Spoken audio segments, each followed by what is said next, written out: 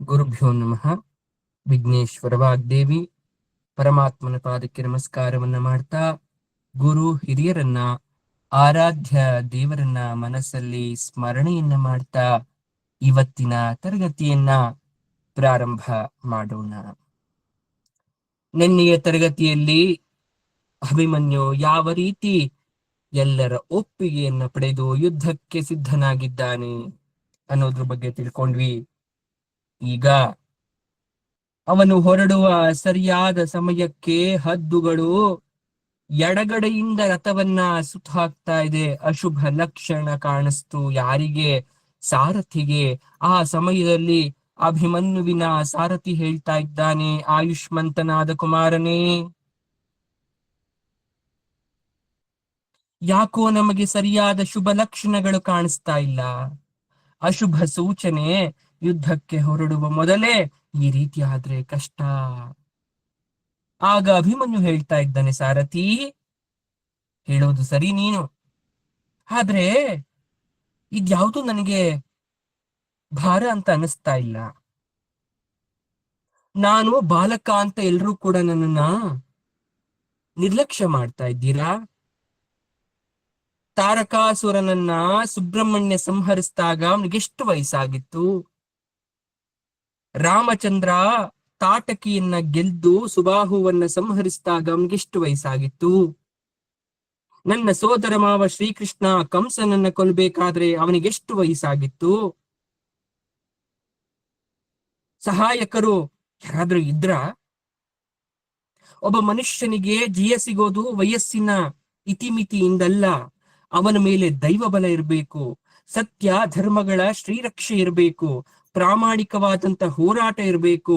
ಇದೇ ಒಬ್ಬ ನುರಿತ ಯೋಧನಿಗೆ ಸಿಗ್ತಕ್ಕಂಥ ಗೆಲುವಿನ ಲಕ್ಷಣ.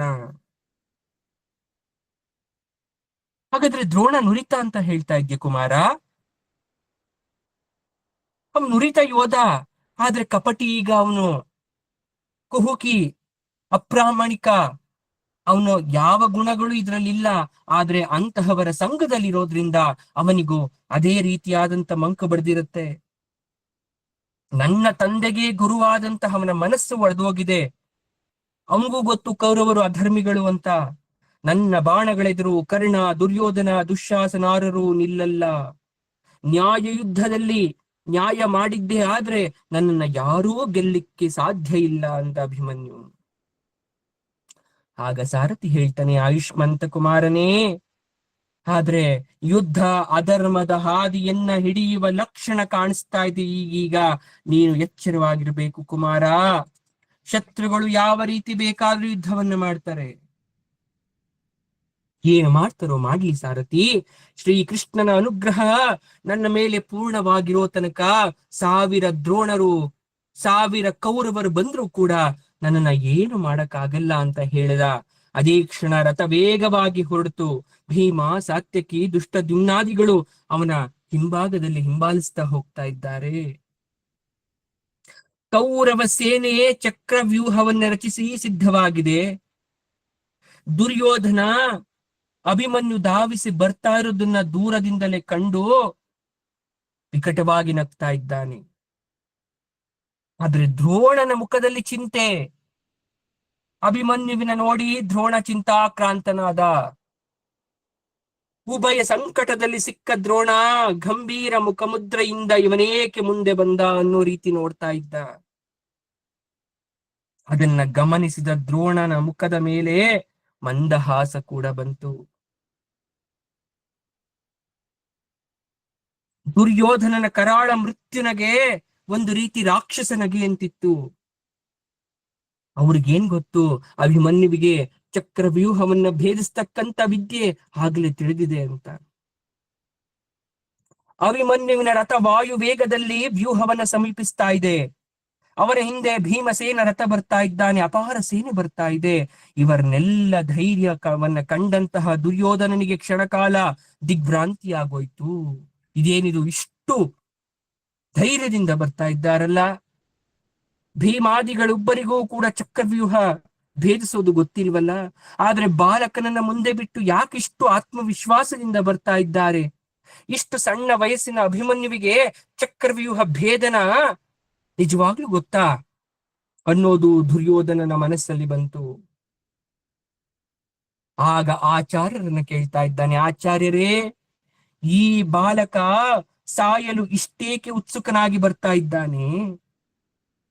ಇವನ ಧೈರ್ಯದ ಹಿನ್ನೆಲೆ ಏನಿರ್ಬೋದು ಅಂತ ದ್ರೋಣಾಚಾರ್ಯರನ್ನ ಕೇಳ್ತಾನೆ. ಯಾರು? ದುರ್ಯೋಧನ. ಸಿಟ್ಟಿನಿಂದ ಆಚಾರ್ಯರು ಹೇಳ್ತಾ ಇದ್ದಾರೆ, ದುರ್ಯೋಧನ, ನನ್ನ ಲೆಕ್ಕಾಚಾರ ಯಾವತ್ತೂ ತಪ್ಪಾಗೋದಿಲ್ಲ. ಈ ವ್ಯೂಹದ ವಿಷಯದಲ್ಲಿ ಅಭಿಮನ್ಯುವಿಗೆ ತಿಳಿದಷ್ಟು, ಅವನಿಗೆ ಗೊತ್ತಿರುವಷ್ಟು ಮಾತ್ರ ಅವನು ಮಾಡಬಲ್ಲ. ಅದರ ಹೊರತಾಗಿ ಅವನು ಮುಂದೆ ಮಾಡಕ್ಕಾಗಲ್ಲ. ಅವನ ಬೆಂಬಲದೊಂದಿಗೆ ಭೀಮನ ಕುಲ ಸೇನಾದಿಗಳು ಬರ್ತಾ ಇದ್ದಾರೆ. ಯಾಕಂದ್ರೆ ಅವನಿಗೆ ಈಗಾಗಲೇ ಅದನ್ನ ಭೇದಿಸ್ತಕ್ಕಂಥ ವಿದ್ಯೆ ಗೊತ್ತು. ಹಾಗಾಗಿ ಅವನನ್ನ ಮುಂದೆ ಬಿಟ್ಟು ಬರ್ತಾ ಇದ್ದಾರೆ. ಈ ಮಾತನ್ನ ಕೇಳಿದ ತಕ್ಷಣ ದುರ್ಯೋಧನನಿಗೆ ಆಶ್ಚರ್ಯ. ಹುಡುಗಾಟ ಮಾಡ್ತಾ ಇದ್ದೀರಾ ಆಚಾರ್ಯರೇ? ಅಭಿಮನ್ಯು ಅಂತಹ ಬಾಲಕ ಇದನ್ನ ಭೇದಿಸೋದು ಅಂದ್ರೆ ಏನು? ಹುಡುಗಾಟವಲ್ಲ ದುರ್ಯೋಧನ, ಸಿಂಹದ ಮರಿ ಬರುತ್ತಿರುವ ರೀತಿಯನ್ನ ನೋಡು. ಅವಕಾಶ ತಾನೇ ಅವನ್ನ ಹುಡ್ಕೊಂಡು ಬಂದಿದೆ. ಆತ್ಮವಿಶ್ವಾಸ ಹೊಂದಿದ್ರೆ ಯಾವುದನ್ನು ಬೇಕಾದ್ರೂ ಮಾಡಬಹುದು. ದುರ್ಯೋಧನನಿಗೆ ಕೋಪ ಬಂದ್ಬಿಡ್ತು ಆಚಾರ್ಯರ ಮೇಲೆ. ಸಿಟ್ಟಿನಿಂದ ಪ್ರಶ್ನಿಸ್ತಾ, ಆಗ ಆಚಾರ್ಯರು ಅವನಿಗೆ ಸರಿಯಾದ ಉತ್ತರವನ್ನ ಕೊಟ್ಟು ಮುಖಭಂಗ ಮಾಡಿದ್ರು.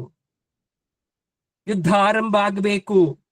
ಕ್ಷಣ ಮಾತ್ರದಲ್ಲಿ ದ್ರೋಣಾಚಾರ್ಯರು ತನ್ನ ಎಡಭಾಗದಲ್ಲಿ ವ್ಯೂಹದ ಸ್ವಸ್ತಿಕ್ ಚಿಹ್ನೆಯ ನೈಋತ್ಯ ಭಾಗದಲ್ಲಿ ಮೃತ್ಯುದ್ವಾರವನ್ನ ರಕ್ಷಿಸ್ತಾ ಇದ್ದಂತ ಸೈಂಧವನ ಬಳಿಗೆ ಬೇಗ ಬೇಗ ಹೋದ್ರು. ಹೇಳ್ತಾ ಇದ್ದಾರೆ, ಸೈಂಧವ, ಮೊದಲು ನೀನು ವ್ಯೂಹದ ಮಹಾದ್ವಾರದಲ್ಲಿ ಹೋಗಿ ನಿಂತ್ಕೋ. ಶಲ್ಯ ನಿಂತಿದ್ದ, ಶಲ್ಯನ ಮುಂದೆ ಹೋಗಿ ನಿಲ್ಲು. ನಿನ್ನಿಂದ ಇಂದು ಮಹತ್ತರವಾದ ಕಾರ್ಯ ಆಗ್ಬೇಕಾಗಿದೆ. ನಿನಗೆ ರುದ್ರನವರ ಫಲಿಸ್ತಕ್ಕಂಥ ದಿವಸ ಇವತ್ತು. ಶುಭವಾಗಲಿ, ಹೋಗು, ಮುಂದೆ ನಿಲ್ಲು ಅಂತ ಆಚಾರ್ಯರು ಆತನನ್ನ ಆಶೀರ್ವದಿಸಿ ಒಳಗಡೆ ಇದ್ದಂತಹ ಸೈಂಧವನನ್ನ ಶಲ್ಯನ ಮುಂಭಾಗಕ್ಕೆ ಮಹಾದ್ವಾರದ ಬಳಿಗೆ ಕಳಿಸ್ಕೊಟ್ರು. ಒಂದು ಕ್ಷಣ ಅರ್ಥ ಆಗ್ಲಿಲ್ಲ ಸೈಂಧವನಿಗೆ ಯಾಕೆ ಈ ರೀತಿ ಅಂತ. ಆಮೇಲೆ ಅರ್ಥ ಆಯ್ತು. ಯಾಕಂದ್ರೆ ವ್ಯೂಹವನ್ನ, ಮಹಾದ್ವಾರವನ್ನ ಭೇದಿಸ್ದೆ ಯಾರು ಹೊರಗಡೆ ಬರೋ ಹಾಗಿಲ್ಲ. ಆ 4 ಜನ ಪಾಂಡವರು ಅವತ್ತು ಅವನನ್ನ ಗೆಲ್ಲೋದು ಅಸಾಧ್ಯವಾಗಿತ್ತು. ಧರ್ಮಪುತ್ರನ ದ್ರೋಣ ಜೀವಂತ ಸೆರೆ ಹಿಡಿಲಿಕ್ಕೆ ಅವಕಾಶ ಸಿಕ್ತು ಅಂತ ಅನ್ಕೊಂಡ್ರು ಎಲ್ಲೂ ಕೂಡ. ಸೈಂಧವನಿಗೆ ಶಿವನ ವರಪ್ರಸಾದ ಇದೆ. ಹಾಗಾಗಿ ಸೈಂಧವ ಒಡನೆಯೇ ಸ್ವಸ್ತಿಕ್ ಮಧ್ಯವನ್ನ ದಾಟಿ ವ್ಯೂಹದ ಮಹಾದ್ವಾರದಲ್ಲಿ ಶಲ್ಯನನ್ನ ನೋಡಿ ಆಚಾರ್ಯರ ಮಾತನ್ನ ಹೇಳಿ ಶಲ್ಯನನ್ನ ಇದ್ದಂತ ಸ್ಥಳಕ್ಕೆ ಹೋಗ್ತಾನೆ. ಮಹಾದ್ವಾರದಲ್ಲಿ ಧನುರ್ಧರನಾಗಿ ಅಭಿಮನ್ಯುವಿನ ಎದುರು ಓಡ್ತಾ ನಿಂತ್ಕೊಳ್ತಾನೆ. ವ್ಯೂಹದ್ವಾರಕ್ಕೆ ಇನ್ನೇನು 20 ಹೆಜ್ಜೆಗಳ ದೂರದಲ್ಲಿ ಅಭಿಮನ್ಯು ಬಂದು ನಿಂತ್ಕೊಂಡ. ಬಂದವನೇ ಅಸಾಧ್ಯವಾದ ಬಾಣ ಪ್ರಯೋಗಗಳನ್ನ ವ್ಯೂಹದ ಮೇಲೆ ಬಿಡ್ತಾ ಇದ್ದಾನೆ. ಸೈಂಧವ ಕೂಡ ತನ್ನ ಕೈ ಚಳಕವನ್ನೆಲ್ಲ ತೋರಿಸಿ ಪ್ರತ್ಯಸ್ತ್ರ ಪ್ರಯೋಗವನ್ನ ಮಾಡ್ತಾ ಇದ್ದಾನೆ. ಮಂಚೂಣಿಯಲ್ಲಿದ್ದಂತಹ ಕೌರವರ ಅಶ್ವಾರೋಹಿ ಸೈನ್ಯ ಪಾಂಡವ ಸೈನ್ಯದ ಬಾಣಗಳಿಂದ ಮುಚ್ಚೋಯ್ತು. ಭೀಮ ಹಿಮ್ಮೆಡ್ತಾ ಇದ್ದಾನೆ. ನಕುಲ ಸಹದೇವರಿಗೆ ಕಣ್ಣೇ ಮಂಜಾಗ್ತಾ ಇದೆ. ಅಭಿಮನ್ಯು ಅದೇ ಕ್ಷಣ ವಾಯುವಾಸ್ತ್ರವನ್ನ ಪ್ರಯೋಗಿಸ್ಬಿಟ್ಟ. ಕಣ್ಣು ಮುಚ್ಚಿ ಒಂದು ಗಳಿಗೆ ಶ್ರೀಕೃಷ್ಣನನ್ನ ನೆನಪು ಮಾಡಿಕೊಂಡು ತಂದೆಯನ್ನ ಸ್ಮರಿಸಿ ಬಾಣವನ್ನ ಬಿಟ್ಟ. ಕೌರವ ಸೈನ್ಯ ಧೂಳಿನಂತೆ ಚದುರಿ ವ್ಯೂಹದ್ವಾರ ಚೆನ್ನಾಗಿ ತೆರೆದುಕೊಳ್ಳುಬಿಡ್ತು. ಸೈಂಧವ ಇನ್ನೇನು ಪ್ರತ್ಯಾಸ್ತ್ರ ಬಿಡಬೇಕು ಅನ್ನೋಷ್ಟರಲ್ಲಿ ಅಭಿಮನ್ಯುವಿನ ಬಾಣಗಳು ಹೊಕ್ಕಿ ಅವನ ಮೈ ಕೈಯೆಲ್ಲ ರಕ್ತ. ಮೂರ್ಛನೆ ಹೋದ. ಅಭಿಮನ್ಯು ಜೈ ಶ್ರೀಕೃಷ್ಣ ಅಂತ ಗರ್ಜಿಸ್ತಾ ಬಲಗೈಯನ್ನ ಬೀಸ್ತಾ ಭೀಮ, ನಕುಲ ಸಹ ದೇವಾದಿಗಳನ್ನ ಹಿಂಬಾಲಿಸುವ ತರ ಸೂಚನೆ ಕೊಟ್ಟು ವ್ಯೂಹದ ದ್ವಾರದೊಳಗೆ ಅಭಿಮನ್ಯು ಪ್ರವೇಶವನ್ನ ಮಾಡೇ ಬಿಟ್ಟ. ಒಂದೇ ಕ್ಷಣ ಅದೇ ಮಹಾ ಅನರ್ಥದ ಕ್ಷಣವಾಗೋಯ್ತು. ಹಿಂದೆ ಇದ್ದ ಭೀಮನಿಗೆ ಅಭಿಮನ್ಯು ಅದ್ಯಾವ ಕ್ಷಣದಲ್ಲಿ ವ್ಯೂಹದ ಒಳಗೆ ಹೋದ ಅನ್ನೋದೇ ಅರ್ಥ ಆಗ್ಲಿಲ್ಲ. ಯಾಕಂದ್ರೆ ವಾಯು ವಾಸ್ತ್ರದ ಧೂಳು ಕೌರವರನ್ನಷ್ಟೇ ಅಲ್ಲ, ಪಾಂಡವರ ಕಣ್ಣುಗಳನ್ನು ಕೂಡ ಮಂಜು ಮಾಡ್ಬಿಟ್ಟಿತ್ತು. ಕಣ್ಣನ್ನ ಉಜ್ಜಿ ತೆರೆಯೋಷ್ಟರಲ್ಲಿ ಆ ಬಾಲಕ ವ್ಯೂಹದ ಒಳಗೆ ಪ್ರವೇಶವನ್ನ ಮಾಡಿದ್ದ. ಸೈಂಧವ ಯಮನಂತೆ ಮೂರ್ಛೆ ಹೋದವನು ಎದ್ದು ನಿಂತು ಅಟ್ಟಹಾಸವನ್ನ ಮಾಡ್ತಾ ಇದ್ದ. ಗಂಗೆ ಸಮುದ್ರವನ್ನ ಸೇರೋ ಜಾಗದಲ್ಲಿ ಸಮುದ್ರದ ಜಲವನ್ನ ಒಂದಷ್ಟು ದೂರ ಕೊಚ್ಕೊಂಡು ಹೋಗೋ ರೀತಿ ಸುಳಿ ಸುಳಿಯಾಗಿ ಗಂಗೆ ಸಮುದ್ರದಲ್ಲಿ ಬೆರೆಯೋ ರೀತಿ ಅಭಿಮನ್ಯು ಕೌರವ ಸೈನ್ಯವನ್ನ ಕೊಚ್ಚುತ್ತಾ ಆ ವ್ಯೂಹದಲ್ಲಿ ಅದೃಶ್ಯನಾಗೋದ. ಭೀಮನ ಕಣ್ಣಿಗೆ, ನಕುಲಾದಿಗಳ ಕಣ್ಣಿಗೆ ಅವನು ಕಾಣಿಸ್ತಾ ಇಲ್ಲ. ಧರ್ಮಪುತ್ರನಿಗೆ ಕೊಟ್ಟಿದ್ದಂತಹ ವಚನವನ್ನ ನೆನಪು ಮಾಡ್ಕೊಂಡ ಭೀಮ ಚಿಂತಾಕ್ರಾಂತನಾದ, ಕಂಗಳಲ್ಲಿ ನೀರು ತುಂಬಿಕೊಂಡು. ಆದ್ರೆ ಯುದ್ಧವನ್ನ ಮಾಡಬೇಕು ಅಂತ ಮುಂದೆ ಹೋಗ್ತಾ ಇದ್ರೆ ಸೈಂಧವ ಒಂದೇ ಕ್ಷಣ ಸಾಕ್ಷಾತ್ ಪರಶಿವನಂತೆ ಕಾಣಿಸ್ತಾ ಇದ್ದಾನೆ. ಶಿವನ ರೀತಿ ಜಟೆಯನ್ನ ಬಿಚ್ಚಿದ, ಕಾಲುಗಳನ್ನ ದೂರದಲ್ಲಿಟ್ಟ, ಮೇಲಿಂದ ಇಳಿದು ಬರುವ ಗಂಗೆಯನ್ನ ಧರಿಸಲು ಸಿದ್ಧನಾಗಿ ನಿಂತ ಗಂಗಾಧರನಂತೆ ದೂರ್ಜಟೆಯಂತೆ ಕಂಡ. ಅವನ ರೂಪವನ್ನ ನೋಡಿ ಭೀಮ ಬೆಚ್ಚಿ ಬಿದ್ದ. ಆಗ ಅನ್ಕೊಳ್ತಾ ಇದ್ದಾನೆ, ಈ ಪಾಪಿಯನ್ನ ಅವತ್ತೇ ಕೊಂದು ಹಾಕಿದ್ರೆ ದ್ರೌಪದಿ ಅಪಹರಣ ಕಾಲದಲ್ಲಿ ಜೀವ ಸಹಿತ ಬಿಟ್ಟು ಬಿಟ್ಟು ತಪ್ಪು ಮಾಡ್ಬಿಟ್ವಲ್ಲ, ಈಗ ಇವನಿಂದ ಇಂತಹ ಕಷ್ಟವನ್ನ ಅನುಭವಿಸ್ಬೇಕಲ್ಲ ಅಂತ ಭೀಮ ವ್ಯಥೆಯನ್ನ ಪಡ್ತಾ ಇದ್ದಾನೆ. ಧರ್ಮಜ ಮಾಡಿದಂತಹ ಒಂದೊಂದೇ ಅನರ್ಥಗಳನ್ನ ನೆನಪು ಮಾಡ್ಕೊಂಡು ಕೋಪ ಮಾಡ್ಕೊಳ್ತಾ ಇದ್ದಾನೆ ಅಣ್ಣನ ಬಗ್ಗೆ. ಕೋಪಾತಿಶಯದಿಂದ ಭೀಮ ಶ್ರೀಕೃಷ್ಣನನ್ನ ನೆನಪು ಮಾಡಿಕೊಂಡು ಬಿಲ್ಲನ್ನ ಕೈಗೆತ್ಕೊಂಡು ನಾನಾ ಅಸ್ತ್ರವನ್ನ ಸೈಂಧವನ ಮೇಲೆ ಪ್ರಯೋಗಿಸ್ತಾ ಇದ್ದಾನೆ. ಆದ್ರೆ ಯಾವ ಅಸ್ತ್ರ ಕೂಡ ಉಪಯೋಗಕ್ಕೆ ಬರ್ತಾ ಇಲ್ಲ. ನಕುಲ ಸಹದೇವರು ಕೂಡ ಪ್ರಯತ್ನ ಪಡ್ತಾ ಇದ್ದಾರೆ, ಆದ್ರೆ ವ್ಯೂಹ ದ್ವಾರದಲ್ಲಿದ್ದ ಅವನನ್ನ ಒಂದಿಂಚು ಕೂಡ ಕದಿಸ್ಲಿಕ್ಕೆ ಸಾಧ್ಯ ಆಗ್ತಾ ಇಲ್ಲ. ಅಭಿಮನ್ಯುವಿನ ವಾಯುವಾಸ್ತ್ರಕ್ಕೆ ಚದುರಿದ ಸೇನೆ ಮತ್ತೆ ಹಾಗೆ ಮುಚ್ಕೊಂಡ್ಬಿಡ್ತು. ಸೈಂಧವ ಅಡ್ಡ ಬಂಡೆಯಿಂದ ನಿಂತ್ಕೊಂಡಿದ್ದಾನೆ. ಅವನನ್ನ ಸಂಹರಿಸದೆ ಅವ್ರು ಯಾರು ಒಳಗಡೆ ಹೋಗೋ ಆಗಿಲ್ಲ. ಆದ್ರೆ ಅವನನ್ನ ಆ ದಿವಸ ಸಂಹರಿಸ್ಲಿಕ್ಕೆ ಸಾಧ್ಯವೇ ಇಲ್ಲ. ಒಂದು ದಿನ ಪಾಂಡವರನ್ನ ಗೆಲ್ಲುವೆಯಂತೆ ಮಹಾದೇವ ರುದ್ರನ ವರ ಅವನ ಕೈ ಹಿಡಿತಾ ಇದೆ. ಅದು ಅದೇ ದಿನ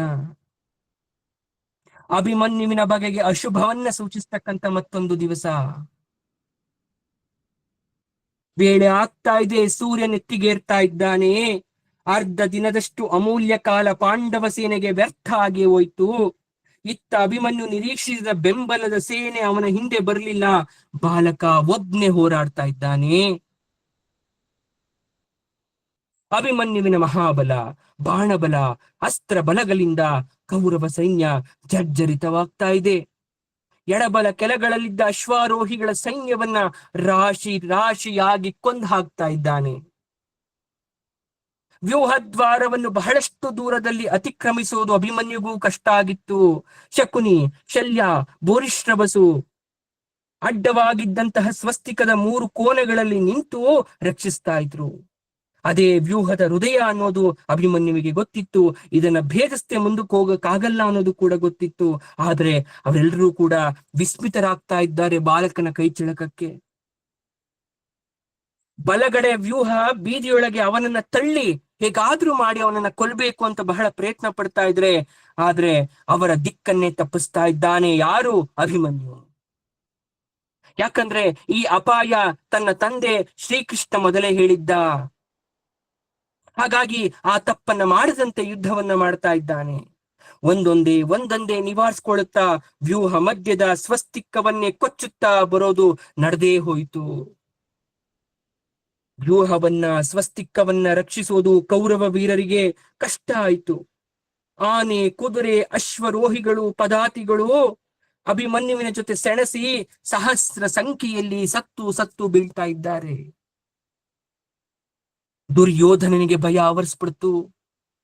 ಶ್ರೀಕೃಷ್ಣನೇನಾದರೂ ಈ ಬಾಲಕನಲ್ಲಿ ಗೊತ್ತಿಲ್ಲದೆ ಬಂದು ಸೇರ್ಕೊಂಡ್ಬಿಟ್ಟು ಈ ರೀತಿ ಮಾಯಾ ಯುದ್ಧವನ್ನ ಮಾಡ್ತಾ ಇದ್ದಾನಾ ಅಂತ ಯೋಚನೆ ಮಾಡ್ತಾ ಇದ್ದಾನೆ. ಸಂದೇಹ ಬಂತು. ಅಭಿಮನ್ಯುವಿನ ನೋಡ್ತಾನೆ ವಿಷ್ಣುವಿನ ವಿರಾಟ ರೂಪದಂತೆ ಕಾಣಿಸ್ತಾ ಇದ್ರೆ, ಇನ್ನೊಂದು ಕಡೆಯಿಂದ ನೋಡಿದ್ರೆ ರುದ್ರನಂತೆ ಕಾಣಿಸ್ತಾ ಇದ್ದಾನೆ. ಹೆಣದ ರಾಶಿ ಹಾಕ್ತಾ ಇದ್ದಾನೆ. ವ್ಯೂಹ ಮಧ್ಯ ಬಿಟ್ಟು ಸ್ವಯಂ ದುರ್ಯೋಧನನೇ ಬರ್ತಾ ಇದ್ದಾನೆ ಅಭಿಮನ್ಯುವಿನ ಎದುರಿಸ್ಲಿಕ್ಕೆ. ಈ ಅವಿವೇಕತನವನ್ನ ಕಂಡು ದ್ರೋಣನಿಗೆ ಭಯವಾಯಿತು. ಯಾಕಂದ್ರೆ ಅವನು ಮಧ್ಯ ಭಾಗವನ್ನ ಎದ್ದು ಬರೋ ಹಾಗಿರ್ಲಿಲ್ಲ. ಯಾಕಂದ್ರೆ ಅಭಿಮನ್ಯು ದುರ್ಯೋಧನನ್ನ ಕೊಲ್ಲೋದ್ರಲ್ಲಿ ಸಂದೇಹನೇ ಇರಲಿಲ್ಲ.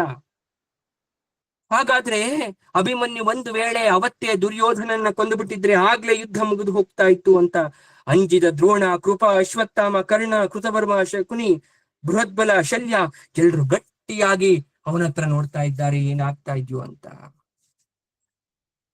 ದುರ್ಯೋಧನನ ರಕ್ಷಿಸ್ಲಿಕ್ಕೆ ಹೋಗ್ತಾ ಇದ್ದಾರೆ. ಅಷ್ಟು ಜನರು ಏಕಕಾಲಕ್ಕೆ ಆ ಬಾಲಕನ ಮೇಲೆ ಬಾಣ ವರ್ಷಗಳನ್ನ ಬಿಡ್ಲಿಕ್ಕೆ ಪ್ರಾರಂಭ ಮಾಡಿಬಿಟ್ರು. ಇನ್ನೇನು ತುತ್ತಿನಂತೆ ತಿನ್ನಲು ಸಿಕ್ಕ ಈ ನೀಚ ದುರ್ಯೋಧನನನ್ನ ಬಾಯಿಗೆ ಬಂದಂತಹ ತುತ್ತು ಕೈಗೆ ಬರುವಷ್ಟರಲ್ಲಿ ಎಲ್ಲರೂ ಎದುರಿಗೆ ಬಂದದ್ದನ್ನ ನೋಡಿದ ಅಭಿಮನ್ಯುವಿಗೆ ನಿರಾಸೆಯಾಯಿತು. ಒಂದರೆಡಕ್ಕೆ ವೀರಾವೇಶದಿಂದ ಬಾಣಪ್ರಯೋಗ ನಡೆಸ್ತಾನೆ. ಶಲ್ಯನಿಗೆ ಮೂರ್ಛೆ ಬರೋ ತರ ಮಾಡ್ತಾನೆ.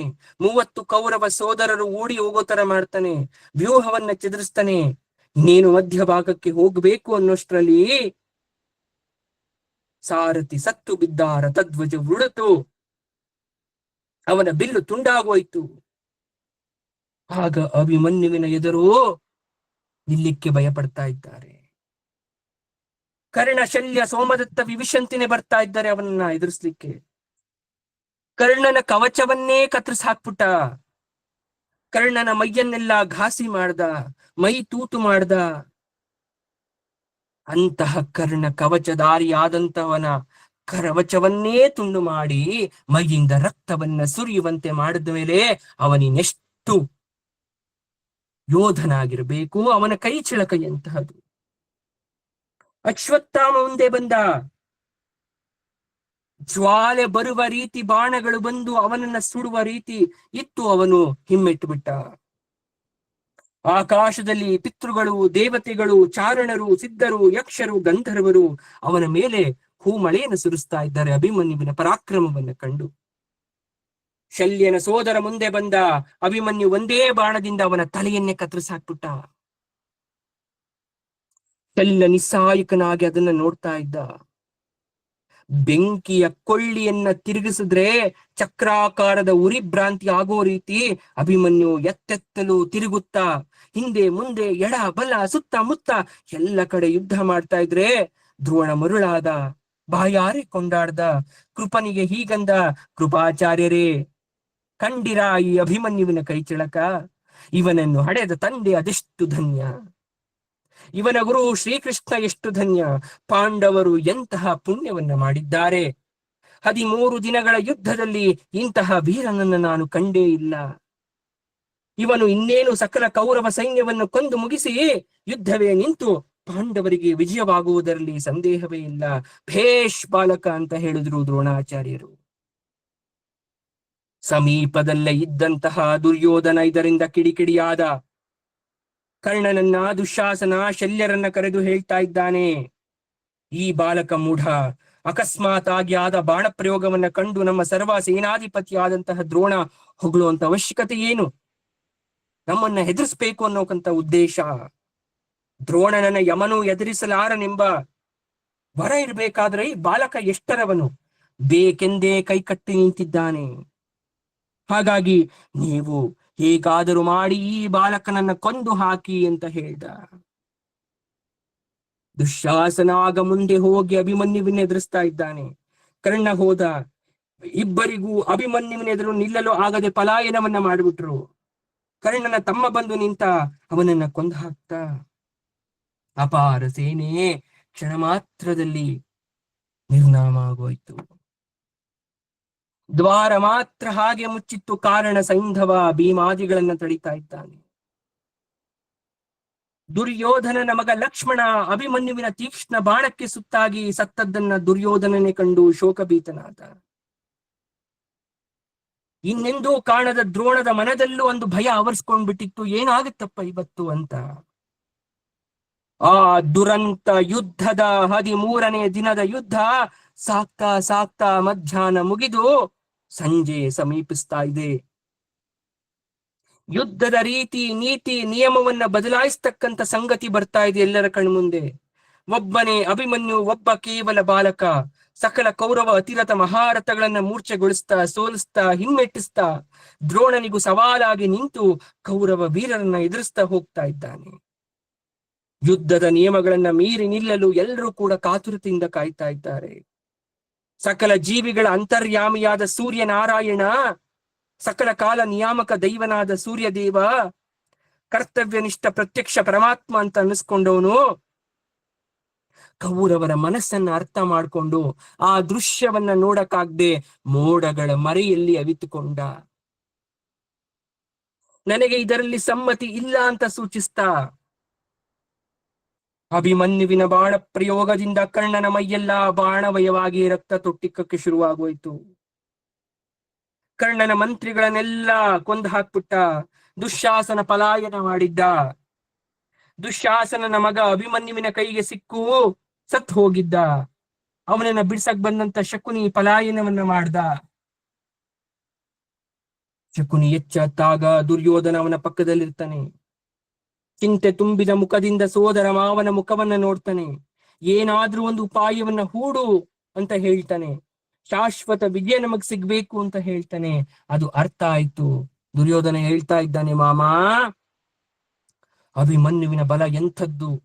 ಏಕಾಏಕಿ ಹೀಗೆ ಹೋರಾಡಿ ನಮ್ಮೆಲ್ಲ ನುರಿತ ಸುಶಿಕ್ಷಿತ ವೀರಾದಿ ವೀರರನ್ನ ಒಬ್ಬ ತುಂಟ ಬಾಲಕ ಸೋಲಿಸಿ ಅಭೇದ್ಯ ಅಂತ ಅನ್ಸ್ಕೊಂಡಿರ್ತಕ್ಕಂಥ ಚಕ್ರವ್ಯೂಹವನ್ನ ಛಿದ್ರ ಛಿದ್ರ ಮಾಡ್ತಾನೆ ಅಂದ್ರೆ ಏನರ್ಥ?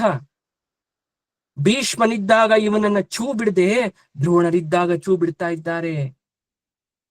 ನ್ಯಾಯನೋ ಅನ್ಯಾಯನೋ ಗೊತ್ತಿಲ್ಲ, ಹೇಗಾದರೂ ಮಾಡಿ ಬಾಲಕನನ್ನ ಮುಗಿಸಿಬಿಡಿ.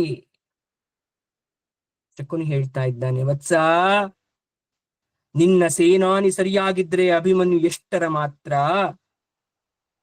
ದ್ರೋಣನ ಮೈಯಲ್ಲಿ ರಕ್ತ ಸುರಿತಾ ಇದೆ ನೋಡು, ನಾವೇ ಏನಾದ್ರೂ ಮಾಡ್ಬೇಕು.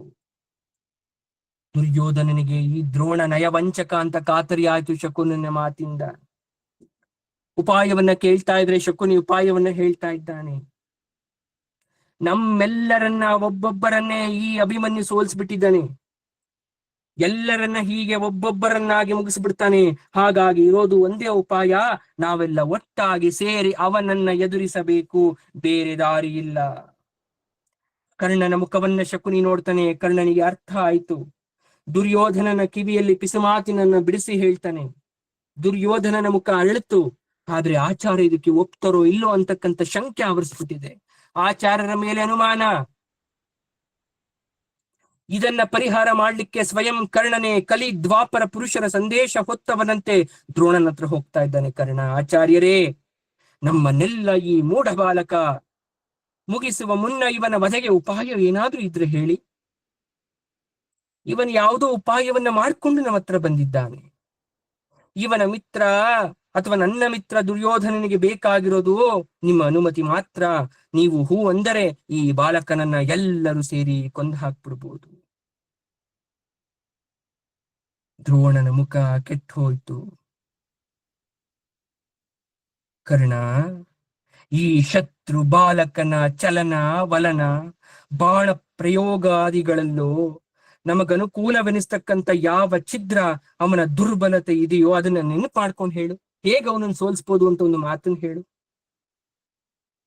ಎತ್ತ ಕಡೆ ನೋಡಿದ್ರು ಕೂಡ ನನಗೆ ಅವನನ್ನು ಸೋಲಿಸ್ತಕ್ಕಂಥ ಒಂದೇ ಒಂದು ವಿಚಾರ ಕಾಣಿಸ್ತಾ ಇಲ್ಲ. ಶತ್ರು ಸಂಹಾರವನ್ನ ಮಾಡಬಹುದು ಅಂತ ಆದ್ಮೇಲೆ ಅದಕ್ಕೊಂದು ದಾರಿ ಅಂತ ಇರಬಾರ್ದೆ?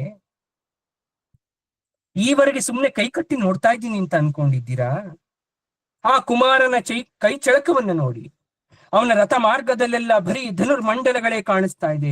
ನನ್ನ ಪ್ರಾಣಗಳನ್ನೇ ಅವನ ಬಾಣಗಳು ಹೀರ್ತಾ ಇದೆ. ಕಣ್ಣು ಕತ್ತಲಾಗ್ತಾ ಇದೆ. ಶತ್ರುವಾಗಿದ್ರೂ ಕೂಡ ಅವನ ವಿದ್ಯಾ ಕೌಶಲ್ಯ ನನಗೆ ಸಂತೋಷ ಆಗ್ತಾ ಇದೆ.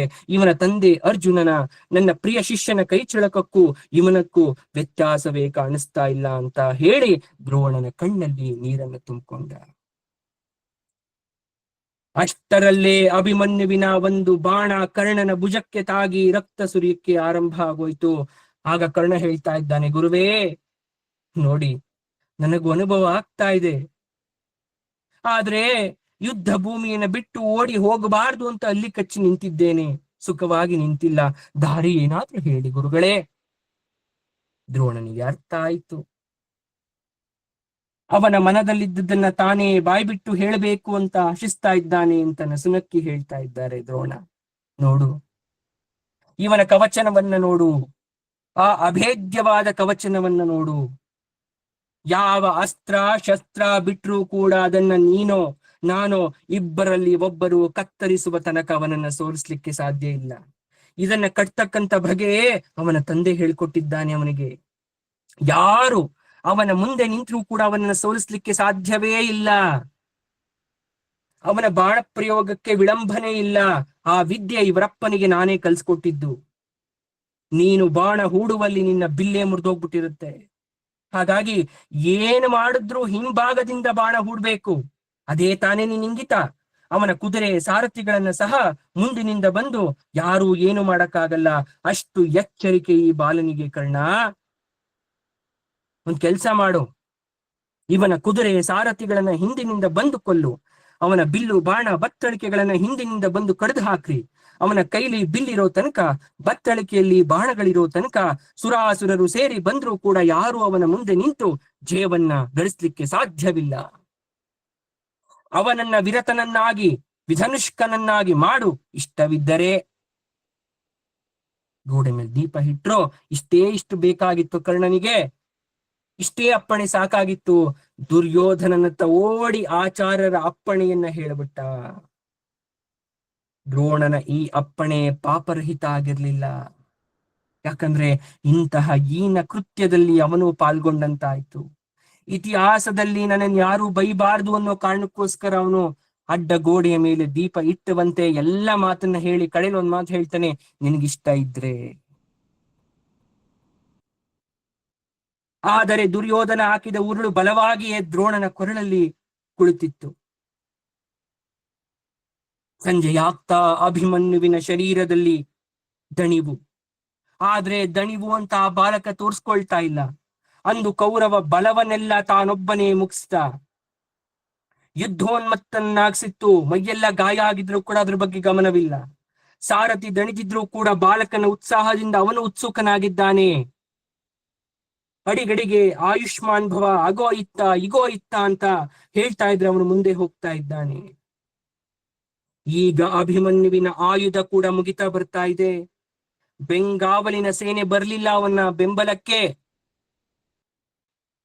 ಲಕ್ಷ ಬಾಣಗಳಿಂದಾಗದ್ದದನ್ನ ಒಂದೇ ಅಸ್ತ್ರದಿಂದ ಮಾಡ್ತಾ ಬರ್ತಾ ಇದ್ದಾನೆ. ಸೈಂಧವ, ಭೀಮ, ನಕುಲ ಸಹದೇವರನ್ನ, ಯುಧಿಷ್ಠಿರನನ್ನ ಒಳಬರ್ಲಿಕ್ಕೆ ಬಿಡ್ಲೇ ಇಲ್ಲ. ಅದೇ ಕ್ಷಣ ಕರ್ಣ ಕಳ್ಳನಂತೆ ಹಿಂದಿನಿಂದ ಬಂದು ಅಭಿಮನ್ಯುವಿನ ಬಿಲ್ಲನ್ನ ಕತ್ತರಿಸ್ತ. ಮಗುವು ಹಾಗೆ ಕಾಯಿತೆಂದು ಹಿಂದಿರುಗಿ ನೋಡುವಷ್ಟರಲ್ಲಿ ಭೋಜ ಮುಂದಿನಿಂದ ಬಂದು ಗದಾಪ್ರಹಾರದಿಂದ ಅವನ ಕುದುರೆಗಳನ್ನ ಕೊಂದು ಹಾಕ್ತ. ಕೃಪಾಚಾರ್ಯ, ಓ ಇವನು ಬ್ರಾಹ್ಮಣ, ಧರ್ಮವಾದಿ, ಬ್ರಹ್ಮವಾದಿ ಅಂತ ಹೇಳ್ತಾ ಅದೇ ಕಾಲಕ್ಕೆ ಸಾರಥಿಯನ್ನ, ಶಸ್ತ್ರ ಎತ್ತಿ ಕೊಡುವವನನ್ನ ಕೊಂದು ಹಾಕ್ತ. ಉಳಿದವರು ಎಲ್ಲೆಲ್ಲಿಂದನೋ ಬಂದು ಅವನ ಎಲ್ಲ ಅಸ್ತ್ರಗಳನ್ನ ತುಂಡರಿಸಿ ಹಾಕ್ಬಿಟ್ರು. ಅಭಿಮನ್ಯು ಸುತ್ತ ನೋಡ್ತಾನೆ. 6 ಮಹಾರಥಿಗಳು ಅವನ ಸುತ್ತ ನಿಂತ್ಕೊಂಡಿದ್ದಾರೆ. ಆದ್ರೆ ಅವನು ಕಂಗೆಡ್ಲಿಲ್ಲ. ಬಲ ಕೈಯಲ್ಲಿ ಕತ್ತಿಯನ್ನ ಹಿಡ್ಕೊಂಡ, ಎಡಗೈಯಲ್ಲಿ ಚರ್ಮದ ಗುರಾಣಿಯನ್ನ ಹಿಡ್ಕೊಂಡ. ರಥದಿಂದ ಧುಮುಕಿ ಬಂದಂತಹ ಬಾಲಕ ಆ ನರಿಗಳತ್ತ ಸಿಂಹದಂತೆ ಗರ್ಜಿಸಿ ಮೇಲೆ ಎರೆದ್ದ. ದ್ರೋಣನಿಗೆ ಈಗ ಮತ್ತೆ ಬುದ್ಧಿ ಕೆಟ್ಟು ಹೋಯ್ತು, ಧೈರ್ಯ ಹಾಳಾಗೋಯ್ತು. ಖಡ್ಗ ಹಿಡಿದು ಅಭಿಮನ್ಯುವಿನ ಮುಷ್ಟಿಯನ್ನ ತೀಕ್ಷ್ಣ ಬಾಣವೊಂದರಿಂದ ಕತ್ತರಿಸಿ ಹಾಕ್ಬಿಟ್ಟ ದ್ರೋಣಾಚಾರ್ಯ. ಯಾಕಂದ್ರೆ ಅಷ್ಟಾಕ್ಷರ ಬ್ರಹ್ಮವಿದ್ಯೆ ಅಭಿಮನ್ಯುವಿನ ಕತ್ತಿಯನ್ನೇ ತುಂಡರಿಸ್ಬಿಟ್ಟಿತ್ತು. ಆದ್ರೆ ಮತ್ತೆ ಕರ್ಣ ಅವನ ಎಡಮುಷ್ಟಿಯನ್ನ ಗುರಾಣಿಯನ್ನ ಹಿಡ್ಕೊಂಡಿದ್ದ. ಮತ್ತೆ ದ್ರೋಣಾಚಾರ್ಯರು ಅದನ್ನ ಕತ್ತರಿಸಿ ಹಾಕ್ಬಿಟ್ರು. ಮೊಂಡುಗೈಯಲ್ಲಿ ರಕ್ತ ಸುರಿತಾ ಇದೆ ಅಭಿಮನ್ಯುವಿಗೆ. ಇನ್ನು ಯುದ್ಧ ಮಾಡ್ತಕ್ಕಂಥ ರೂಪು ಹೋಗ್ಲೇ ಇಲ್ಲ. ಅಲ್ಲೇ ಬಿದ್ದಿದ್ದ ಒಂದು ರಥಚಕ್ರವನ್ನ ಆ ಮೊಂಡು ಬಲ ಮೊಣಗೈಯಲ್ಲೇ ಎತ್ಕೊಂಡು ಚಕ್ರಪಾಣಿಯಾದಂತಹ ಶ್ರೀಕೃಷ್ಣನ ರೀತಿ ಕಾಣಿಸ್ತಾ ಬಾಲಕ ದ್ರೋಣನ ಮೇಲೆ ಹೋಗ್ತಾ ಇದ್ದಾನೆ ಯುದ್ಧ ಮಾಡ್ಲಿಕ್ಕೆ. ರಕ್ತ ಎತ್ತೆತ್ತಲು ಬುಗ್ಗಿಯಂತೆ ಸೋರ್ತಾ ಇದೆ. ಅಭಿಮನ್ಯು ತೊಟ್ಟಂತಹ ಬಟ್ಟೆ ಎಲ್ಲ ರಕ್ತಮಯವಾಗೋಗಿದೆ, ಕೆಂಪು ಬಣ್ಣಕ್ಕೆ ತಿರುಗಿದೆ. ಆದರೆ ಅಭಿಮನ್ಯುವಿನ ಹುಬ್ಬುಗಳ ಕ್ರೋಧ ಕಡಿಮೆ ಆಗಿರ್ಲಿಲ್ಲ. ಸಿಂಹದಂತೆ ಬಾಲಕ ಗರ್ಜಿಸ್ತಾ ಮುಂದೆ ಹೋಗ್ತಾ ಇದ್ದಾನೆ. ರಥಚಕ್ರವನ್ನ ತಿರುಗಿಸ್ತಾ ಕೌರವರ ಅತಿರಥರ ಮೇಲೆ ಬಿಟ್ಟಾಗ ಎಲ್ಲರೂ ಸೇರಿ ಅದನ್ನ ನುಚ್ಚುನಾಗಿಸ್ಬಿಟ್ರು. ಒಂದು ಕೈಯಲ್ಲಿ ಹೇಗೋ ಗದೆಯನ್ನ ಹಿಡ್ಕೊಂಡು ಅಭಿಮನ್ಯು ಶತ್ರುಗಳ ಮೇಲೆ ಬೀಸಿದ್ರೆ ಅಶ್ವತ್ಥಾಮನ ಕುದುರೆಗಳನ್ನ ಕೊಂದು ಹಾಕ್ತು. ಅದೇ ಕ್ಷಣ ಅಶ್ವತ್ಥಾಮ ರಥದಿಂದ ಜಿಗಿತು ತನ್ನ ಪ್ರಾಣ ಉಳಿಸ್ಕೊಂಡ. ದುಶ್ಯಾಸನನ ಪುತ್ರನ ರಥವನ್ನ ಪುಡಿ ಪುಡಿ ಮಾಡ್ದ. ಶಕುನಿಯ ದಾಯಾದರ 77 ಗಾಂಧಾರರನ್ನ ಕೊಂದು ಹಾಕ್ತ. ಈ ಹೊತ್ತಿಗೆ ಚಕ್ರವ್ಯೂಹದ ಕುರುಹೇ ಇರಲಿಲ್ಲ ಯುದ್ಧ ಭೂಮಿಯಲ್ಲಿ. ಕೌರವ ಸೈನ್ಯ ಧೂಳೀಪಟ ಆಗೋಗಿತ್ತು. ದ್ರೋಣ ತಲೆ ತಗ್ಗಿಸಿ ನಿಂತ. ಕರ್ಣ, ದುರ್ಯೋಧನರು, ಶಕುನಿ, ದುಶ್ಯಾಸನರು ಪರಸ್ಪರ ಬಿಗಿಯನ್ನ ಅಪ್ಪಿ ವಿಜಯೋತ್ಸವನ ಆಚರಿಸ್ತಾ ಇದ್ದಾರೆ. ಆದ್ರೆ ಅವನಿನ್ನೂ ಸತ್ತಿಲ್ಲ. ಆಕಾಶಚರ ಪಕ್ಷಿಗಳು, ಸಿದ್ಧ ಚಾನರರು ಹೇಳ್ತಾ ಇದ್ದಾರೆ. ದ್ರೋಣ, ಕರ್ಣ ಮೊದಲಾದ 6 ಕೌರವರ ಕಡೆಯ ಮಹಾರಥರು ಒಬ್ಬನೇ ನಿರಾಯುಧ ಬಾಲಕನನ್ನ ಹೀಗೆ ಹಿಂಬದಿಯಿಂದ ಬಂದು ಕೊಲ್ತಾ ಇದ್ದೀರಲ್ಲ, ಇದು ಅಧರ್ಮ ಅಧರ್ಮ ಅಂತ ಆಕಾಶವಾಣಿ ಆಗ್ತಾ ಇದೆ. ಆದರೆ ಆಕಾಶವಾಣಿಯ ಮಾತಿಗೆ ಯಾರು ಬೆಲೆಯನ್ನ ಕೊಡ್ತಾ ಇಲ್ಲ. ಒಂದು ಕಾಡ್ಗಿಚ್ಚು ಇಡೀ ಅರಣ್ಯವನ್ನ ಸುಟ್ಟು ಭಸ್ಮ ಮಾಡೋ ರೀತಿ ಸುಟ್ಟು ಬೂದಿ ಮಾಡ್ಬಿಟ್ಟಿದ್ದ. ಆದ್ರೆ ವಿಧಿ ಆಟ ಅವತ್ತು ಕೌರವರಿಗೆ ವಿಜಯ ಬರಬೇಕಾಗಿತ್ತು. ಅದೇ ಕ್ಷಣದಲ್ಲಿ ಎಲ್ಲರೂ ಏಕಕಾಲಕ್ಕೆ ಅಭಿಮನ್ಯುವಿನ ಪರಾಕ್ರಮಕ್ಕೆ ಸೆಡ್ಡು ಹೊಡೆಯುವಂತೆ ಎಲ್ಲ ಕಡೆಯಿಂದಲೂ ಕೂಡ ಬಾಣಗಳ ಪ್ರಯೋಗವನ್ನ ಮಾಡಿ ಅವನನ್ನ ಕೊಂದು ಹಾಕ್ಬಿಟ್ರು. ಅಭಿಮನ್ಯು ವೀರ ವೇಷದಿಂದ ಕೆಳಗಡೆ ಕೃಷ್ಣನನ್ನ ಅರ್ಜುನನನ್ನ ಪ್ರಾರ್ಥಿಸ್ತಾ ಭೂಮಿಗೆ ಬಿದ್ದ. ಆ ಮಗು ಬಿದ್ದ ತಕ್ಷಣ ದ್ರೋಣ, ಕೃಪಾ ಎಲ್ಲರೂ ತಲೆಯನ್ನ ಬಗ್ಗಿಸಿ ಮನಸ್ಸಲ್ಲೇ ಅಳ್ತಾ ಇದ್ರೆ, ಬೇರೆಯವರೆಲ್ಲ ಸಂಭ್ರಮವನ್ನ ಪಡ್ತಾ ಇದ್ರೆ, ದೇವಲೋಕದ ಇಂದ್ರ ಕರುಳನ್ನ ಹಿಂಡಿ ಅಳ್ತಾ ಇದ್ದಾನೆ. ಮಗು, ನಿನಗ್ ಸಾಯೋ ವಯಸ್ಸಾಗಿತ್ತೇನಪ್ಪ. ದೇವತೆಗಳು ಕೂಡ ಅಳ್ತಾ ಇದ್ದಾರೆ. ದೇವೇಂದ್ರನ 1000 ಕಂಗಳಲ್ಲೂ ನೀರು ಧಾರಾಕಾರವಾಗಿ ಹರಿತಾ ಇದೆ.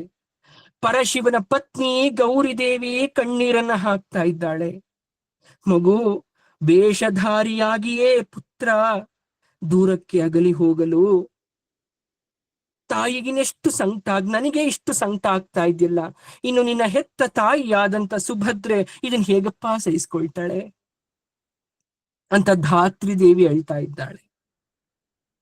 ಇನ್ಯಾರಿಗೂ ಕೂಡ ಇಂತಹ ಪ್ರಸಂಗ ಬರಬಾರ್ದು ಅಂತ ಮನಸ್ಸಲ್ಲಿ ಪ್ರಾರ್ಥನೆ ಮಾಡ್ತಾ ಇದ್ದಾಳೆ. ಬಿರುಗಾಳಿ ಬಂದು ಅಲ್ಲೋಲ ಕಲ್ಲೋಲವನ್ನ ಸೃಷ್ಟಿಸಿ ಸ್ತಬ್ಧ ಆಗೋ ರೀತಿ ಯುದ್ಧ ಭೂಮಿ ಶಾಂತ ಆಗೋಯ್ತು. ಆನೆ ಕೊಳದ ತಾವರೆಗಳನ್ನ ಕಾಲಿನಲ್ಲಿ ತುಳಿದು ಹೊಸಕಾಕೋ ರೀತಿ ಅಭಿಮನ್ಯು ಕೌರವರ ದಳವನ್ನ ನಿರ್ನಾಮ ಮಾಡಿದ್ರು ಕೂಡ ವೀರ ಶಯನದ ಮೇಲೆ ಮಲ್ಕೊಂಡಿದ್ದಾನೆ. ಕೌರವರ ಪಾಳೆಯದಲ್ಲಿ ಜಯಭೇರಿ ಮೊಳಗ್ತಾ ಇದೆ. ಕೌರವ ವೀರರಲ್ಲಿ ಅಂದಿನ ಯುದ್ಧ ಗೆದ್ವಿ ಎನ್ನುವಂತಹ ಭಾವ. ಆದ್ರೆ ಅನ್ಯಾಯ ಮಾರ್ಗದಿಂದ ನಾವು ಈ ರೀತಿ ಮಾಡ್ಬೇಕಾಯ್ತಲ್ಲ ಅಂತ ಕೆಲವರು ಹಿರಿಯರು ಕಣ್ಣೀರನ್ನ ಹಾಕ್ತಾ ಇದ್ದಾರೆ. ಗಾವುದ ದೂರದಲ್ಲೂ ಈ ಕೌರವ ವಿಜಯ ಸಂಕೇತದ ರಣಬೇರಿ ಧ್ವನಿಗಳು ತ್ರಿಗರ್ತರ ಸಂಶಕ್ತರ ಜೊತೆಗೆ ಯುದ್ಧ ಮಾಡ್ತಿರ್ತಕ್ಕಂಥ ಅರ್ಜುನ ಕೃಷ್ಣರ ಕಿವಿಗೆ ಬಿತ್ತು. ಅದೇ ಕ್ಷಣ ಅರ್ಜುನ ಎಲ್ಲರನ್ನ ಕೊಂದು ಹಾಕಿ ಅವರ ಸೈನ್ಯವನ್ನ ನಾಶ ಮಾಡಿ ಈ ವಿಜಯದ ಸುದ್ದಿಯನ್ನ ಕೇಳಿ ಕಂಗಳಲ್ಲಿ ನೀರನ್ನ ತುಂಬಿಕೊಂಡ. ಕೃಷ್ಣ, ಇದೇನು ಕೃಷ್ಣ, ಕೌರವರು ವಿಜಯೋತ್ಸವನ್ನ ಆಚರಿಸ್ತಾ ಇದ್ದಾರೆ. ಇಂದು ದ್ರೋಣರು ಚಕ್ರವ್ಯೂಹವನ್ನು ರಚಿಸಿದ್ರು, ಅದನ್ನು ಭೇದಿಸಬಲ್ತಕ್ಕಂತ ಇಬ್ರು ನಾವಿಲ್ಲೇ ಇದ್ದೇವೆ. ಹಾಗಾದ್ರೆ ಯಾರು ಹೋಗಿರ್ಬೋದು? ಆಗ ಕೃಷ್ಣನಿಗೆ ಎಲ್ಲ ಅರ್ಥ ಆದ್ರೂ ಕೂಡ ಹೇಳ್ತಾ ಇದ್ದಾನೆ, ಮಿತ್ರ, ಒಂದು ದಿನದ ಯುದ್ಧದಲ್ಲಿ ಯಾರು ಗೆದ್ದರೇನು ಸೋತರೇನು, ಇಡೀ ಯುದ್ಧವೇ ಮುಗಿಯುವುದಿಲ್ಲ. ಏನು ಕೃಷ್ಣ, ಏನ್ ಹೇಳ್ತಾ ಇದ್ದೀಯ? ಯಾವ ಅರ್ಥದಲ್ಲಿ ಈ ರೀತಿ ಹೇಳ್ತಾ ಇದ್ಯಾ? ನಿನ್ನ ಅಣ್ಣ ಯುಧಿಷ್ಠಿರನನ್ನ ದ್ರೋಣ ಸೆರೆ ಹಿಡಿದಿರೋಕೆ ಸಾಧ್ಯವಿಲ್ಲ. ನನ್ನ ಆಣೆ ಕೇಳು, ಬಹಳ ದಣಿದಿದ್ದೀಯ, ಶಿಬಿರಕ್ಕೆ ಹೋಗೋಣ. ನದಿಯಲ್ಲಿ ಸ್ನಾನ ಮಾಡಿ ಸಂಧ್ಯಾವಂದನೆಯನ್ನು ಮುಗಿಸ್ಕೊಂಡು ವಿಶ್ರಾಂತಿ ತಗೋ, ಆಮೇಲೆ ಎಲ್ಲ ವಿಚಾರವನ್ನ ಹೇಳ್ತಾನೆ. ಇಲ್ಲ ಕೃಷ್ಣ, ನಾನು ಆತ್ರ ಪಡ್ತಾ ಇಲ್ಲ. ಯಾಕೋ ನನ್ನ ಕರುಳು ಚಿರ್ರ ಅಂತ ಇದೆ. ಹಿಂದೆಂದು ಆಗದಂತ ಸಂಕಟ ಇವತ್ ನನಗಾಗ್ತಾ ಇದೆ. ಅಥವಾ ಕೌರವ ಪಾಳ್ಯದಲ್ಲಿ ವಿಜಯೋತ್ಸವ, ಇದೇನು ಅರ್ಥ? ಅರ್ಜುನ, 3 ದಿನಗಳಿಂದ ನಿದ್ರಾ ಆಹಾರಗಳಿಲ್ಲದೆ, ವಿಶ್ರಾಂತಿ ಇಲ್ಲದೆ ಬಹಳ ದಣಿದಿದ್ದೀಯ. ದ್ರೋಣನ ತಂತ್ರವನ್ನ ಚಿಂತಿಸಿ ಹಾಳಾಗ್ಬೇಡ, ನಡೆ ಹೋಗೋಣ. ಅರ್ಜುನ ಬಿಡ್ತಾ ಇಲ್ಲ. ಭಗವಂತ, ನೀನು ಸರ್ವಜ್ಞ, ಎಲ್ಲ ಕಡೆ ಏನಾಗುತ್ತೆ ಅಂತಕ್ಕಂಥ ವಿಚಾರ ನಿನಗೆ ಗೊತ್ತು. ದಯವಿಟ್ಟು ಹೇಳು, ಏನಾಗಿದೆ ಅನ್ನುವ ವಿಚಾರವನ್ನ ಹೇಳು. ಕೃಷ್ಣ ಹೇಳ್ತಾ ಇದ್ದಾನೆ, ಅರ್ಜುನ, ನಿನ್ನೆದುರೇ ನಿನ್ನ ಪತ್ನಿಯ ಮಾನಭಂಗ ಯತ್ನ ನಡೀತು. ಅದನ್ನ ನೀನು ತಡೆದ. ಯುದ್ಧದಲ್ಲಿ ಏನಾದೀತು ಅದನ್ನ ಹೇಳಿ ಪ್ರಯೋಜನ ಇಲ್ಲ. ಅಲ್ಲಿ ನಡೆದದ್ದನ್ನ ತಿಳಿಯದೆ ಅಶುಭ ಚಿಂತಿಸಬಾರ್ದು. ಚಕ್ರವ್ಯೂಹವನ್ನು ಯಾರು ಭೇದಿಸದೆಯೇ ಗೆದ್ದೇವು ಅಂತ ಕೌರವರು ವಿಜಯ ಆಚರಿಸಬಹುದಲ್ಲ. ಈಗ ನಡಿ ಇಂದ್ರಪುತ್ರನೇ, ವಿಶ್ರಾಂತನಾಗು. ಇದು ಭ್ರಾಂತಿ ಅಲ್ಲ ಅಂತ ನಿರ್ಧಾರ ಮಾಡ್ಕೊಂಡಿದ್ದೀನಿ ಕೃಷ್ಣ. ಮೆಲ್ಲನೆ ತಲೆ ಎತ್ತಿದ ಶ್ರೀಕೃಷ್ಣನನ್ನ ಯಾವುದೋ ಒಂದು ಅಶರೀರವಾಣಿ ಕೇಳಿಸ್ತು. ಕೃಷ್ಣ ಅದಕ್ಕೆ ಉತ್ತರಿಸ್ಲಿಲ್ಲ. ರಥವನ್ನು ಹೂಡು ಅಂತ ಹೇಳಿ ಮುಂದಕ್ಕೆ ಕರ್ಕೊಂಡು ಹೋದ. ದಾರಿ ಯುದ್ಧಕ್ಕೂ ಅರ್ಜುನನಿಗೆ ಅಪಶಕುನಗಳು ಕಾಣಿಸ್ತಾ ಇದೆ. ಹೃದಯ ನೆಮ್ಮದಿಯಿಂದ ಇರಲಿಲ್ಲ. ಅವನ ಮಾತುಗಳು ತೊದಲುತ್ತಾ ಇದೆ. ದಿಕ್ಕುಗಳಲ್ಲಿ ಉತ್ಪಾತಗಳು ಕಾಣಿಸ್ತಾ ಇದೆ. ಆದ್ರೆ ಅಂದಿನ ಸೂರ್ಯ ಕಣ್ಣೀರನ್ನ ಹಾಕ್ತಾ ಮುಳುಗಿ ಹೋಗಿದ್ದ. 13ನೆಯ ದಿವಸದ ಯುದ್ಧ ಸಮಾಪ್ತಿ ಆಗ್ತಕ್ಕಂಥ ಸಮಯ. ಒಬ್ಬ ವೀರ ಬಾಲಕ ಎಲ್ಲರ ಕುತಂತ್ರಕ್ಕೆ ಬಲಿಯಾಗಿ ವೀರ ಶಯನದಲ್ಲಿ ಮಲ್ಕೊಂಡಿದ್ದಾನೆ. ಈ ಸುದ್ದಿ ಅವರ ಕುಟುಂಬಕ್ಕೆ ಇನ್ನೂ ಕೂಡ ತಲುಪುವ ಸಮಯ ಇರಲಿಲ್ಲ. ತಲುಪಿದಾಗ ಅದೆಷ್ಟು ಸಂಕಟವನ್ನ ಪಡುತ್ತಾರೋ ಎಲ್ರು. ಆದ್ರೆ ಇಂದಿಗೂ ಕೂಡ ಅಭಿಮನ್ಯು ಅಂತಕ್ಕಂಥ ಹೆಸರು ಅಜರಾಮರವಾಗಿದೆ. ಅವನ ಧೈರ್ಯ, ಸಾಹಸ, ಶೌರ್ಯತೆ ಇಂದಿನ ಮಕ್ಕಳಿಗೆ ಪಾಠವಾಗಿದೆ. ಸಾವಿಗೆ ಹೆದರ್ತಕ್ಕಂಥ ನಾವು ನಮ್ಮವರಿಗಾಗಿ ಎಲ್ಲರನ್ನ ಎದುರಿಸಿ ವಯಸ್ಸಿಗೆ ಅಂಜದೆ ಹೋರಾಡೋದು ಸಾಮಾನ್ಯವಲ್ಲ. ಬದುಕಿದ್ದು 14 ವರ್ಷ ಆದ್ರೂ ಕೂಡ ಇಂದಿಗೂ ಅವನನ್ನ ಸ್ಮರಿಸುತ್ತೆ ಇತಿಹಾಸ. ಒಬ್ಬ ಬಾಲಕ ಈ ರೀತಿಯಾಗಿ ಯುದ್ಧ ಮಾಡೋದು ಸಾಮಾನ್ಯವಾದಂತಹ ವಿಚಾರವಲ್ಲ. ಇದಕ್ಕೆ ದೈವ ಬಲ ಇರಬೇಕು. ಮುಂದೆ ಅವನ ಸಾವಿನ ಕುರುಹು ಯಾರನ್ನೆಲ್ಲ ಜರ್ಜರಿತವನ್ನಾಗಿ ಮಾಡುತ್ತೆ. ಹಾಗಾದ್ರೆ ಕೃಷ್ಣಾರ್ಜುನರು ಮಾಡಿದಂತಹ ಸಂಕಲ್ಪವೇನು ಅನ್ನೋದನ್ನೆಲ್ಲ ನಾವು ಮುಂದಿನ ಸಂಚಿಕೆಯಲ್ಲಿ ತಿಳ್ಕೊಳ್ಳೋಣ. ಈ ಚಕ್ರವ್ಯೂಹ, ಈ ಅಭಿಮನ್ಯುವಿನ ವೀರ ಕಥೆಯನ್ನ ಕೇಳಿದ್ರೆ ಮನಸ್ಸು ತಲ್ಲಣಗೊಳ್ಳುತ್ತೆ, ಕಣ್ಣಂಚಲ್ಲಿ ನೀರು ತುಂಬುತ್ತೆ, ಹಾಗೆ ಹೆಮ್ಮೆ ಕೂಡ ಆಗತ್ತೆ. ಎಲ್ರಿಗೂ ಹುಟ್ಟಿದ್ರೆ ಇಂತಹ ಮಕ್ಕಳೇ ಹುಟ್ಟಬೇಕು ಅಂತಕ್ಕಂಥ ಪ್ರತಿಯೊಬ್ಬ ತಾಯಿಯೂ ಕೂಡ ಆಸೆಯನ್ನ ಪಡ್ತಾಳೆ. ನನ್ನ ಮಗ 100 ವರ್ಷ ಚೆನ್ನಾಗಿರ್ಲಿ ಅಂತ ಬಯಸ್ತೀವಿ. ಆದ್ರೆ ಹುಟ್ಟಿದ ಮಗ ಈ ರೀತಿ ಹೆಸರನ್ನ ಮಾಡ್ಲಿ, ಅವನು 14 ವರ್ಷ ಬದುಕಿದ್ರೂ ಕೂಡ ಪರವಾಗಿಲ್ಲ ಅಂತಕ್ಕಂಥ ಹೃದಯ ಶ್ರೀಮಂತಿಕೆ ನಮ್ಮಲ್ಲಿರ್ಬೇಕು. ಇದೆಲ್ಲವನ್ನ ಗೊತ್ತಿದ್ರೂ ಕೂಡ ಗೊತ್ತಿಲ್ಲದಂತೆ ಸಮಯಕ್ಕೆ ಕಾಲಕ್ಕೆ ಚಕ್ರವನ್ನ ತಿರುಗಿಸ್ತಾ ನಡೆಸ್ತಾ ಇರ್ತಕ್ಕಂಥವನು ಭಗವಂತನಾದ ಶ್ರೀಕೃಷ್ಣ. ಹಾಗಾಗಿ ಎಲ್ರೂ ಕೂಡ ಅವನಿಗೆ ಹೇಳೋಣ, ಸರ್ವಂ ಶ್ರೀ ಕೃಷ್ಣಾರ್ಪಣಮಸ್ತು. ಧನ್ಯವಾದ.